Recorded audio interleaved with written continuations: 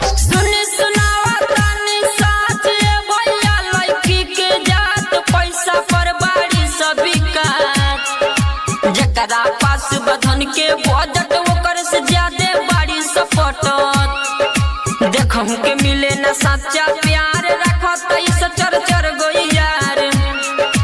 जब आवेला दूसर पसंद कर देली ससीमवे बंद अब के लड़की भइली सरेल प्यार के बुझले बाड़ी सखेल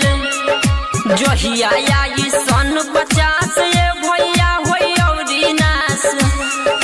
सुनी सुनाई ले आज के खिस्सा ये भैया हमल चलीसा सोनू कुशवाहा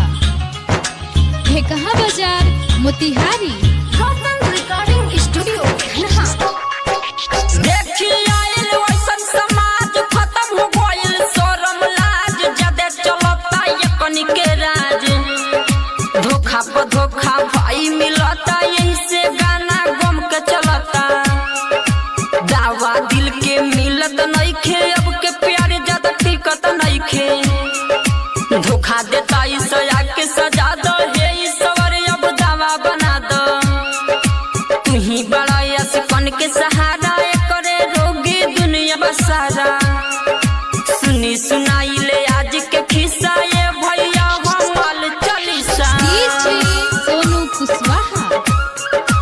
ढेकहा बाजार मोतिहारी रिकॉर्डिंग स्टूडियो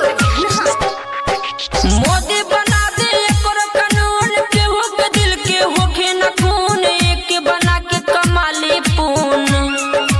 केहू के फेल न होखे हार्ड एकर बना दी आधार कार्ड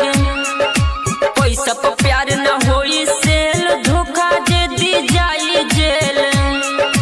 जैसे बंद बा पूरा टाउन प्यार पर लगा दी न लॉकडाउन विवेक बिहारी करेला अर्जी बोली मोदी जी का बा मर्जी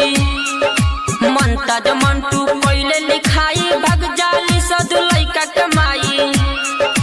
जीतू जितेंद्र भइले जियान कौन